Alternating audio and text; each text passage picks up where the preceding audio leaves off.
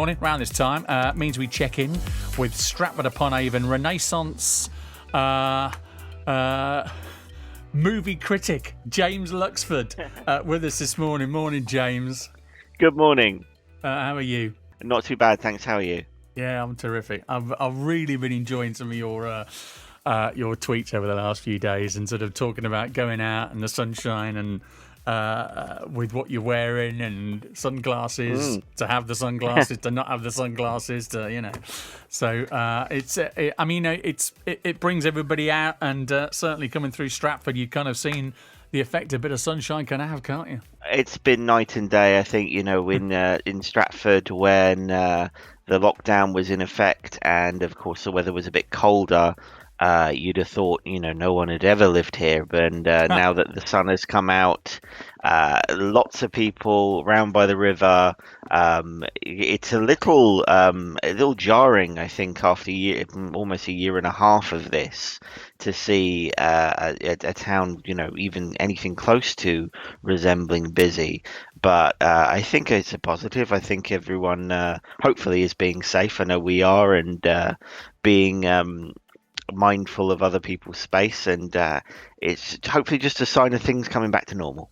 Good stuff, and good to have you with us again, taking us through the good and the bad and the ugly of the cinema week. So let's have a good, shall we? What's out that we should definitely make a beeline for?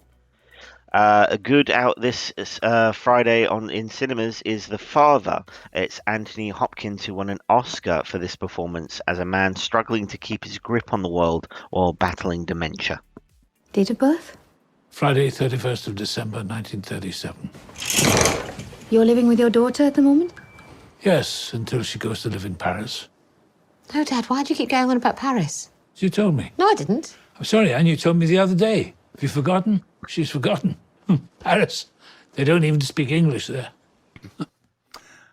Really powerful performance and really convincing as well, isn't it? Oh, it's incredible. Great and I think unsettling portrayal of dementia with a wonderful performance from Anthony Hopkins and Olivia Colman, who you just heard there as his daughter. It's a bit upsetting at times. I think the portrayal of dementia is sort of characters that Hopkins sees switch roles. So there are a lot of actors who so one moment are playing a neighbor, the next playing Olivia Colman's boyfriend, and it's kind of put in his point of view.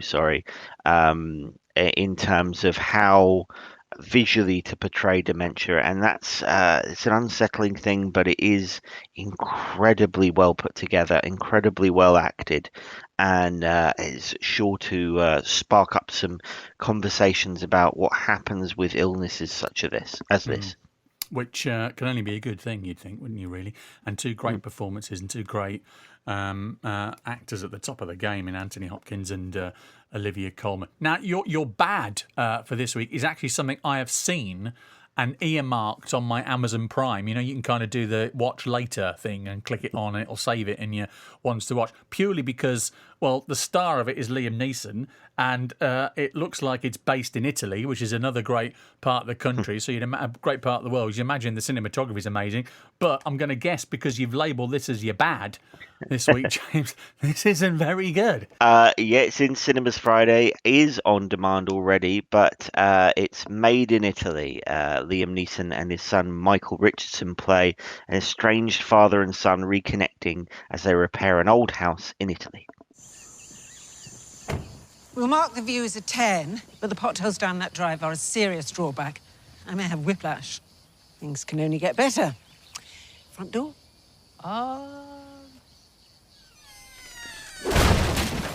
There you go. I'm going to guess that's one of the very few highlights then, James.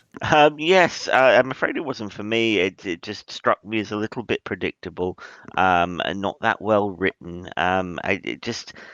It feels like one of those films where they had a very lovely setting and the chance to film in a beautiful location and kind of built from there. But unfortunately, like the house, what they built was a little bit creaky, and I think Liam Neeson is a star with a lot of presence and a lot of gravitas, but there's only so much you can do with a bad script, and I think it just doesn't come together for me here. The house, as you heard there, is a bit of a dump, but it does come with some surprises. I wouldn't go in the bathroom if I were you. There's a large weasel in the sink. That's not a euphemism. Okay, what's the plan? But that door, it's like a rat, but like Good teeth. the size of a baguette, like a rat baguette. Yeah, okay. I get what you mean, James, about the script.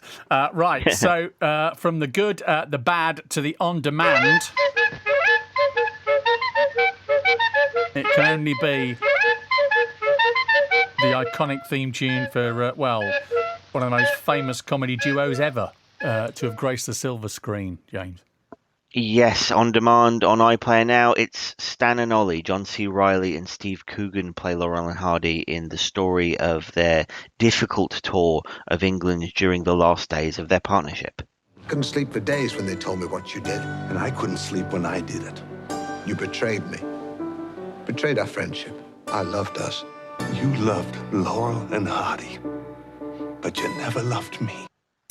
Really good portrayal of this, and again, two actors who you'd imagine really, again, they're uplifted, aren't they, by each other's performance? Oh yeah, this was so lovely. The two great actors bringing movie legends to life. When this came out 2 or 3 years ago, I think now, I was wondering how they would get across how big Laurel and Hardy were, because it's a long time ago now, and most of the people who were around during sort of their pomp perhaps aren't around now, and I just think it's a really good portrayal of sort of faded stardom, of the partnership that they had.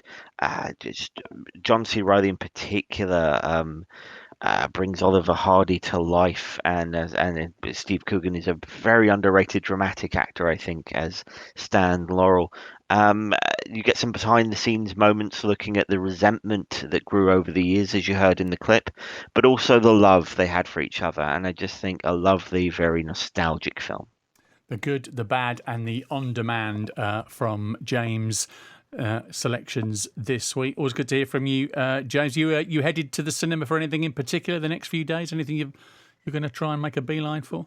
I'm actually heading for the football. I know the Showcase in Coventry are showing the first England game.